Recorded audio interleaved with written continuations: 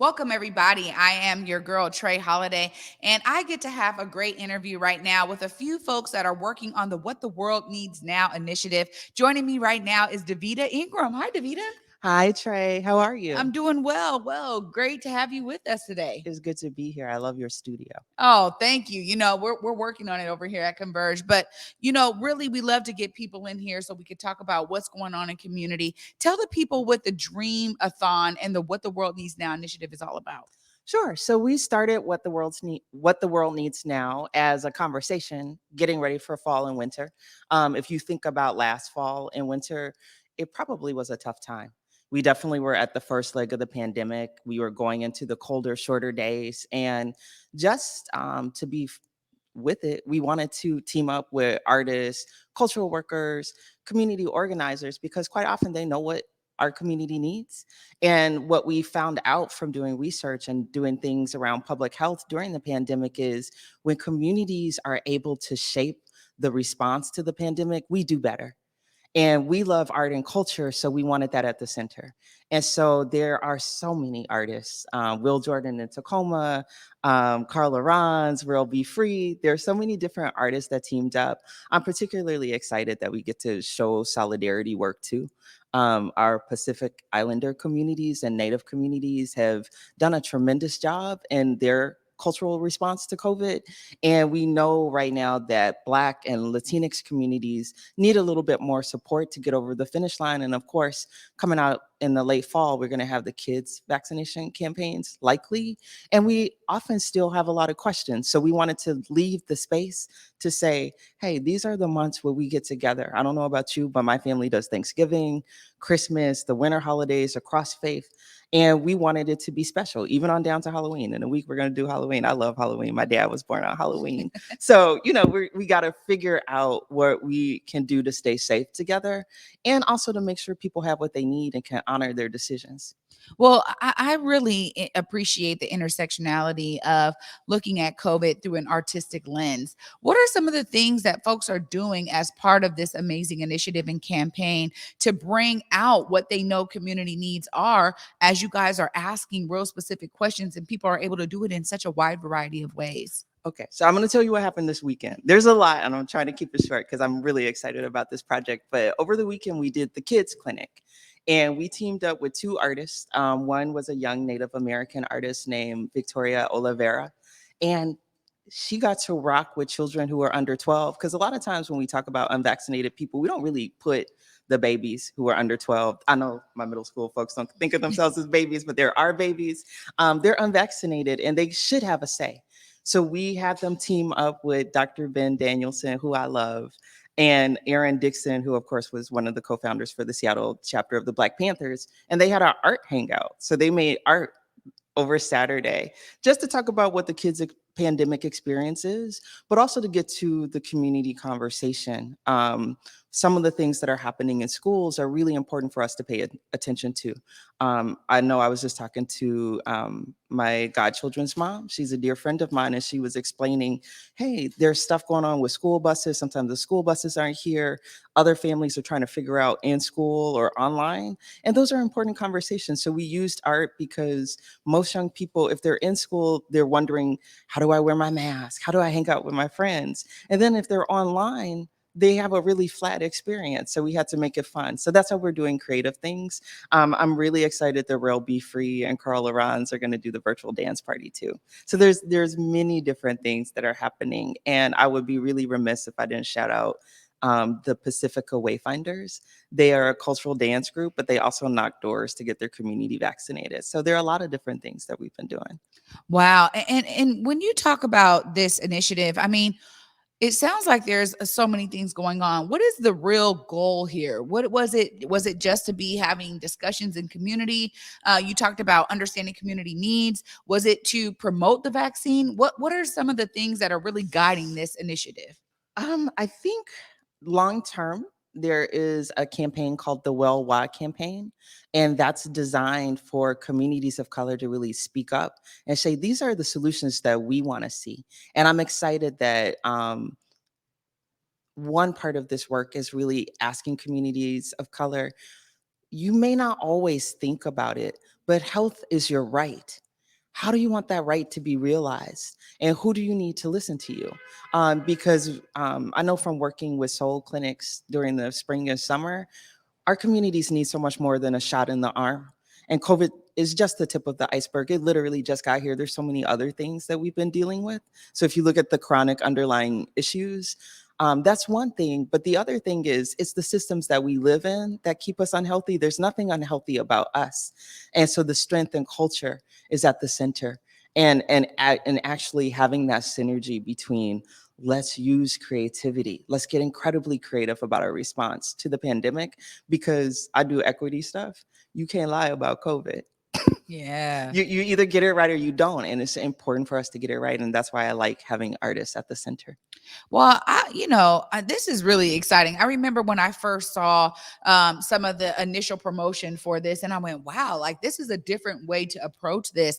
What has been your role in guiding this process and bringing it out to community? What have you been doing specifically to make sure that people are engaged in this process? Oh, I'm glad you asked. And I also am glad you talked about the creative, because I like to be a behind the scenes person. Yes, I'm an artist in real time and all the time. But the thing that made me the most excited about this project is it was designed by people under 30. So we're data driven in some ways. So we knew that 18 to 30-year olds who are Black and Latinx and BIPOC are the furthest from herd immunity. And we know the babies can't get vaccinated right now. And so we said, that's what's up. We're going to ask these community members to design the campaign. Our youngest designer was 9. His name is Emery. He did some tight animations around wearing your mask and to design the look for part of the kids clinic. And then these incredible emerging designers. Like when I think of Converge, I think of creatives who hit the ground and helped put a finger on the pulse of what was going on with the uprisings. Here, with the pandemic, we have to let the creativity shine through. So my role has really been, let's galvanize, let's make all the connections. There are people of color that live all across Washington state. I'm always humbled. I'm from Chicago, so living here for 16 years, understanding the things that people of color have to do to be rooted and be treated well and to elevate and amplify. That's really has been my role. And the BIPOC-led community groups, we have a lot of community partners. I'm nervous speaking, so I don't want to. I don't want to say all the names because there's so many, but I want to make sure that people know they can go to the African American Health Board website and also the library website to look at who all has been involved. And that's been what I've been just happy to do, excited to do. Well, African American Health Board is stepping out on a major scale with this one. Davida, really appreciate your energy and your effort to make sure that artist community is engaged, and that at the heart of this, people are able to share their truth. I think so much of what we're dealing with is a polarizing nature of the vaccine, and rightfully so. People on either sides of this thing have their feels about it, right? But we have to be able to center relationships and center the togetherness, I think, as it's hitting all of us and we all have to deal with it. And so I love that this project has that at the center, and particularly that it's coming from a creative lens. If folks want to get engaged, please make sure they know the website, make sure they know exactly where to go to find more information. Sweet. So, if you're looking for information, and especially as we get ready for holiday season, please go to African American Health Board. It's aahbwa.org and also spl.org. I'm very excited that libraries got a chance to support the community-led work. And then just a final parting thought. I'm pretty sure we know that we love people who are vaccinated and unvaccinated. And we get to celebrate and be together and to think about the ways that we can be healthy together. So I hope more than anything, if you know the song, What the World Needs Now, it's love, right? And so our ability to love on each other and be good to each other is very much part of this project. Ah, Yeah. amazing. Thank Davida, you. thank you again for being with me today and for your energy. You guys, right there, you guys can hear so much love that's being poured into this project. We're actually going to continue this conversation. We have another representative coming up from What the World Needs Now right after this short break. I did it for the city, I did it for the love, I did did it for the people, I did it for us. Back on this rap ish, I ain't even broke a sweat, homie, this practice. Pondering my next move, staring at my track list, hope I ain't miss my window. Praying like a Baptist, Seattle's own. Tired of this Game of Thrones. They made a list of the best rappers, and guess who wasn't on? While the disrespect continues, I'm steady packing these venues.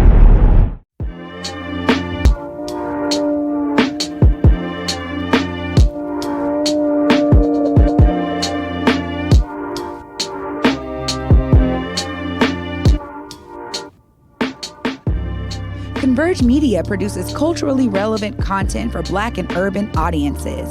Our coverage is raw, transparent, and objective, praised by community leaders, government officials, and residents.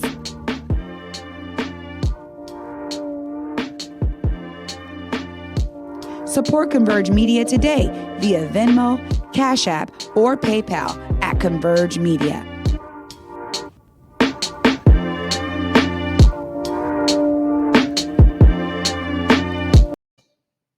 Welcome back, everybody. It's your host, Trae Holiday, for this interview. And I'm excited because we have a community staple in the building who's also been a major part of what the world needs now, this Dreamathon initiative and campaign. Mr. Luis Rodriguez from the station is with us. What's up? What's up, Trae? How you doing? I'm good. Thanks for inviting me. Absolutely. I'm doing well. And, first off, I just got to say your presence in community is felt, bruh. That is the truth. I mean, I've heard nothing but great things about the station. I've been there many times myself, and the work that you guys are doing is so integral to Beacon Hill. How have you guys been involved in this campaign for what the world needs now? Well, first of all, it's pretty hard to follow after, Davida. She knows all the answers for this. We are involved anytime that any leader comes and asks us for anything. First of all, we're surrounded by amazing leaders and amazing people in our community. So if they ask us for anything, we're down. Me and my wife Leona. The station, that's what it's there for. We're not just a coffee shop. We are there to help our marginalized people. So for me, it was easy. I'm like, what do you need? Let's do it. So it's very important for me to be part of that and help the community and know that the community knows that we are there for them. So that's my thing. I think it's important, particularly when we talk about brick and mortar spaces, right? And the station is that space because honestly, the ways that community engages with space is important. How has the space been utilized in regards to this project? I know you guys already do a lot because you guys have different art up there. You guys are always being connected again and plugged into community. How have you guys been able to wield that space? Because I think that's so important to this. Man, it's been hard. I'm not going to lie to you. It's been hard. We've seen a lot of different stuff. We're dealing with vaccinated people and non-vaccinated people because we also help a lot of the homeless or houseless folks. We have masks right in the front, but some of them don't wear them. We're dealing with a lot of people with mental health.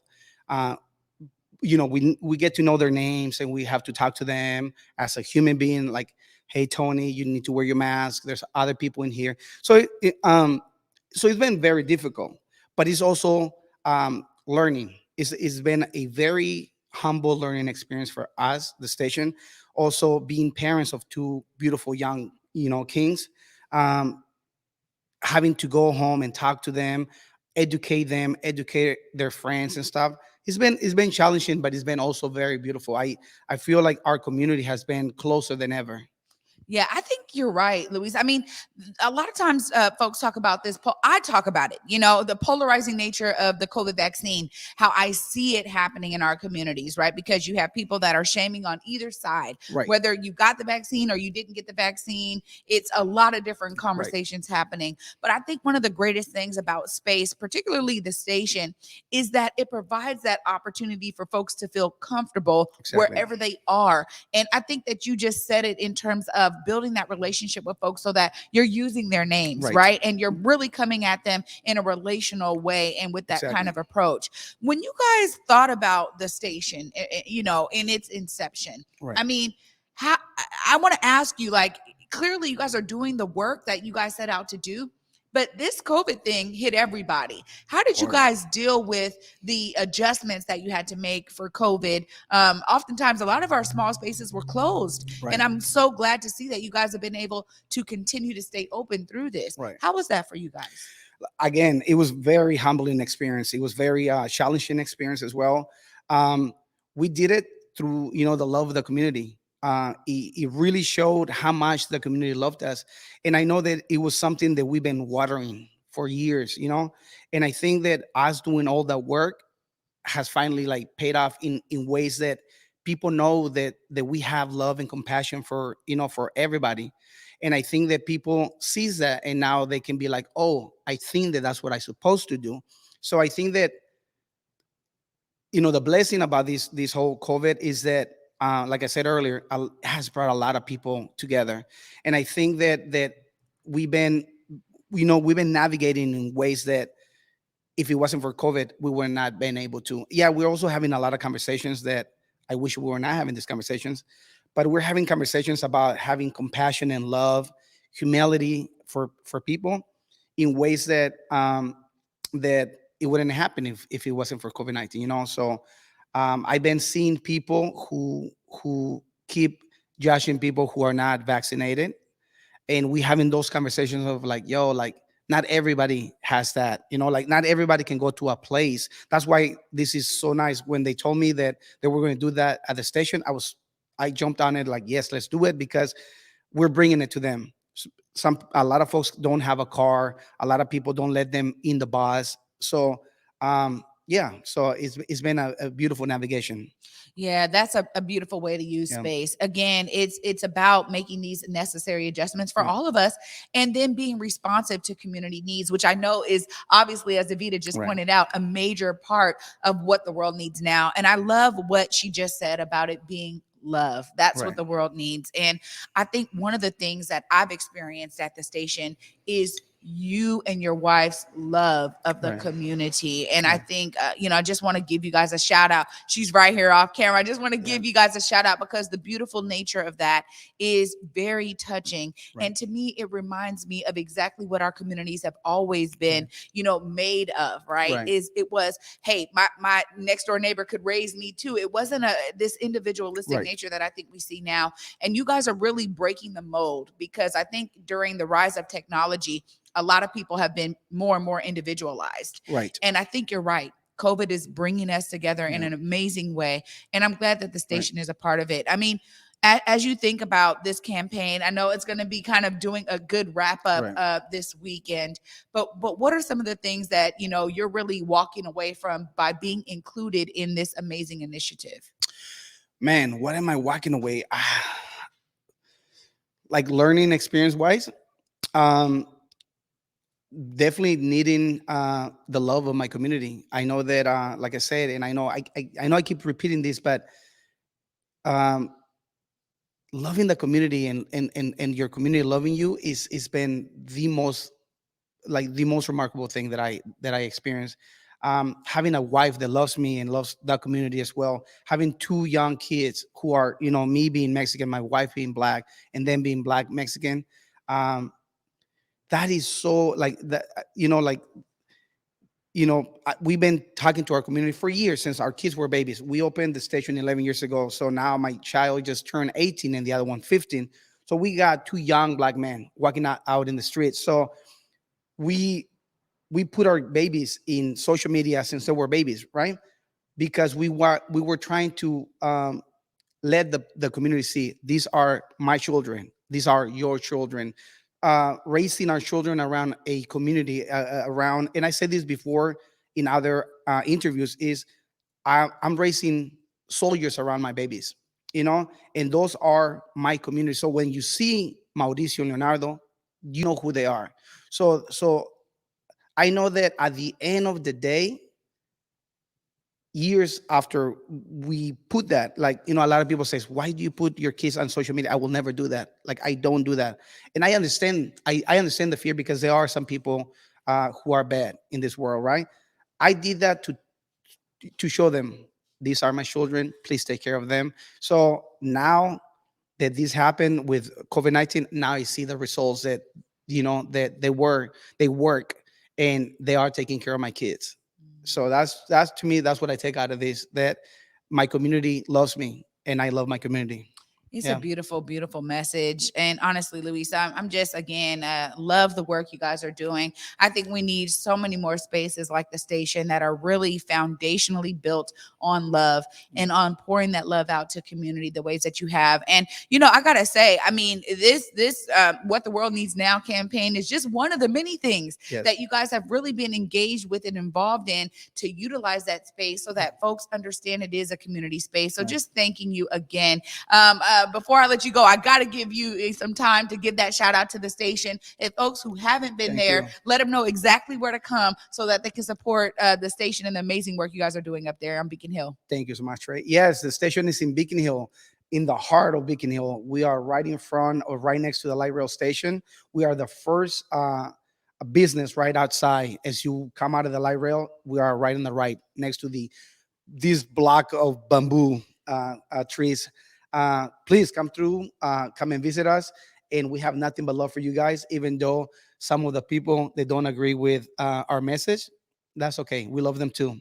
Yeah. Yes. Pouring out the love. Absolutely. Yes. It's been great to have you with us today. Thank you. And thank you for your participation on What the World Needs Now. It is clear that something like that's this major cannot happen without community pillars like yourself, your wife, and the station. I'm glad that Davida said, no, you got to come on here too, because it's important to really showcase what these partnerships look like. And that really is about community. So thank you again, Thank you Luis, so for all much. your work. Of course. Thank you. Absolutely. It's been great. You know what, you guys, clearly this interview is just another showcasing of how community is staying resilient with regard to COVID-19 and all the adjustments we have to make during this time. I love being able to showcase amazing partnerships and great networking opportunities like this, because the community came and showed up, showed out. As the Vita shared earlier, there's so many different artists and organizations and individuals and amazing people engaged and involved in this right here. You guys, please visit the African American Health Board website and Seattle Public Library's website to learn more and for you to also get engaged. There's still time if you guys are trying to figure out where to support, how people are going to be showing up, where they're going to be doing performances, all of that. You guys can find all that information there. Thank you guys so much for watching. I hope you're inspired to always see yourself as a part of the solution, as these guys have.